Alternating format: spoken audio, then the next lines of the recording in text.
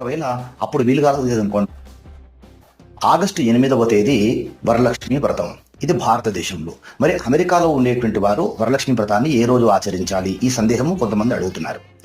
మన కల్పంలో పౌర్ణమికి ముందు వచ్చే శుక్రవారం రోజున వరలక్ష్మి వ్రతం చేసుకోమని అమ్మవారు చారుమతి దేవికి చెబుతుంది.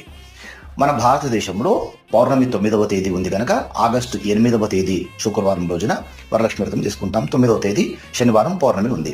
కానీ అమెరికా మొదలైనటువంటి అమెరికా సంయుక్త రాష్ట్రాల్లో కూడా పౌర్ణమి 9వ తేదీ కాకుండా 8వ తేదీనే ఉంది, అంటే శుక్రవారం రోజున. అయితే పౌర్ణమికి ముందు అంటే ఆగస్టు 1వ తేదీన శుక్రవారం రోజున ఆచరించాలంటే అలా అవసరం లేదు. దృక్పంచాంగము మరియు కొన్ని ఇతర అమెరికా పంచాంగము క్యాలెండర్లను అన్నిటినీ పరిశీలిస్తే ఆగస్టు 8వ తేదీ పౌర్ణమితో కూడినటువంటి శుక్రవారమే వరలక్ష్మి వ్రతాన్ని ఆచరించుకోవాలి అని మనకు స్పష్టంగా తెలుస్తుంది. కనుక అమెరికాలో ఉండేటువంటి మహిళలంతా కూడా